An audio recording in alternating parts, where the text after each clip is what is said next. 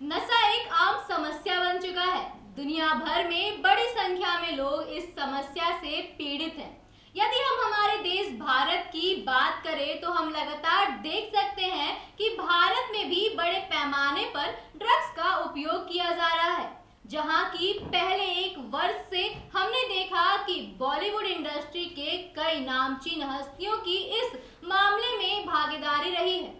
बॉलीवुड हस्तियों की ही क्यों, यदि हम आम लोगों पर आए तो वह भी ड्रग्स के आदी हो गए हैं। हमने कुछ दिन पहले देखा था कि किस तरह गुजरात की पोर्ट पर ड्रग्स की बड़ी खेप पकड़ी गई थी।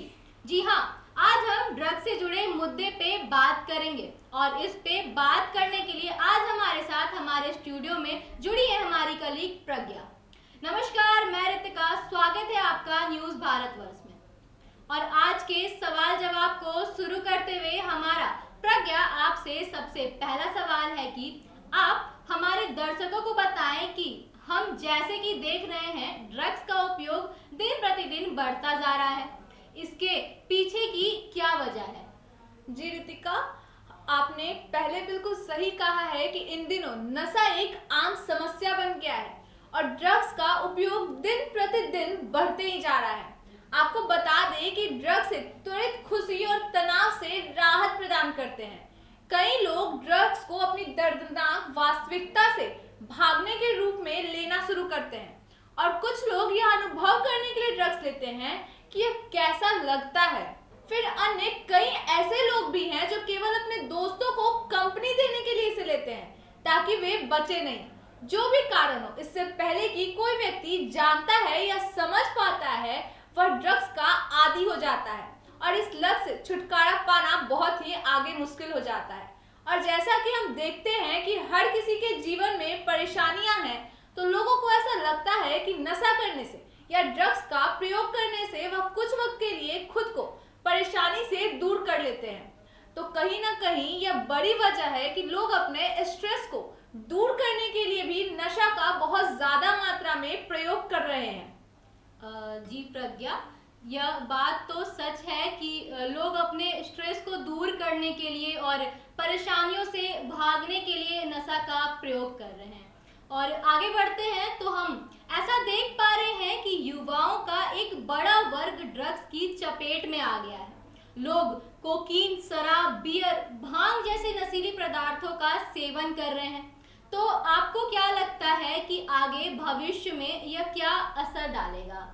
जी बिल्कुल रितिका, तो मैं आपको बता दूं कि कुछ समय पहले एक फिल्म आई थी उड़ता पंजाब, जिसमें हमने देखा था कि कैसे ड्रग एक जनरेशन को बर्बाद कर रहा है, वहां के लोगों को, वहां के युवाओं को बर्बाद कर रहा है।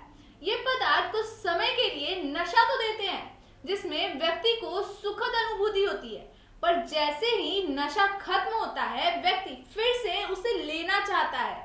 स्कूल में, कॉलेजों में ड्रग्स, नशीली गोलियां चोरी छिपे बेची जा रही हैं आजकल, जो युवाओं के भविष्य को नष्ट कर रहा है।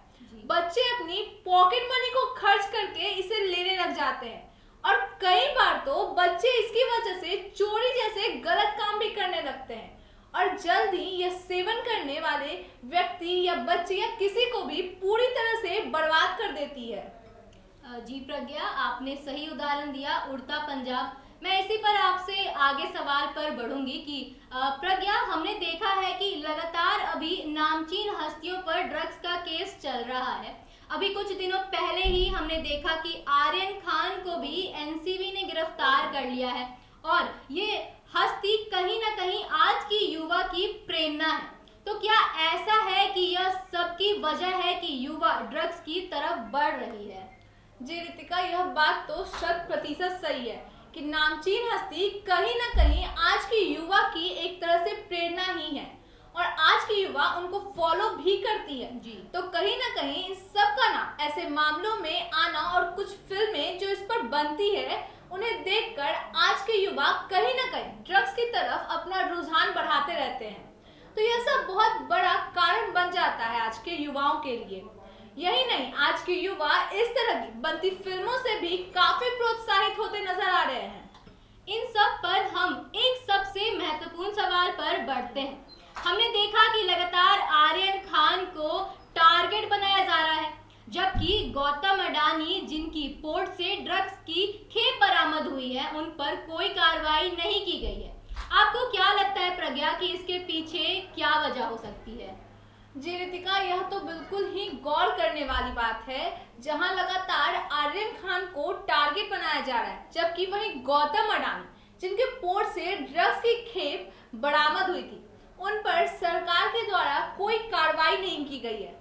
यह कहीं ना कहीं एक राजनीतिक साजिश हम मान सकते हैं, या हम यह भी बोल सकते हैं कि अडानी के मुद्दे से भटकाने के लिए कहीं ना कहीं आर्यन खान के मुद्दे पर इतना जोर दिया जा रहा है। तो कुछ भी हो सकता है, क्योंकि ये कहीं ना कहीं ये राजनीति का एक खेल है। जी प्रज्ञा, तो हम बढ़ते हैं अपने आखिरी सवाल पर। तो प्रज्ञा, आज की जो युवा है जिस प्रकार नशे की आदी होती जा रही है और कहीं ना कहीं अपना भविष्य बर्बाद कर रही है, उसके बचने का क्या उपाय है? रितिका, तो मैं तो यही कहना चाहूंगी कि जो भी माता पिता है वो अपने बच्चों का ध्यान रखें। आजकल के बच्चे के बीच भी डिप्रेशन जैसे वर्ड काफी चर्चित हो गए हैं। जी। बच्चे में भी कहीं ना कहीं कई बातें ऐसी होती हैं जिसको वो किसी से शेयर नहीं कर पाते हैं। ऐसे में उनके माता पिता को भी समझना चाहिए और बच्चों के प्रति थोड़ी संभावना रखनी चाहिए और उनके आसपास की गतिविधियों को भी देखना चाहिए कि उनका जो फ्रेंड सर्किल है वो कैसा है और नशा जैसे पदार्थों से वो दूर रहे, जिसके लिए उन्हें भी इन सब के बारे में जो भी बातें हैं वो खुलकर अपने बच्चे के सामने कर पाए। जी प्रज्ञा, आपने बिल्कुल सही कहा कि बच्चों के जो माता पिता हैं उनको भी खास ध्यान रखना चाहिए। बच्चा गलत संगति में ना आए उसका ध्यान रखना चाहिए और अगर ज़रूरत पड़े तो उनका काउंसलिंग भी करवाना उचित हो तो वो करवा पाएँ, और ताकि नशीली पदार्थों से जो बच्चे दूर रहें और किसी भी गलत राह पर वो ना आए। इसी के साथ हम आपसे अलविदा लेते हैं। मिलते हैं आपसे ऐसे ही नए मुद्दे के साथ। तब तक के लिए देखते रहें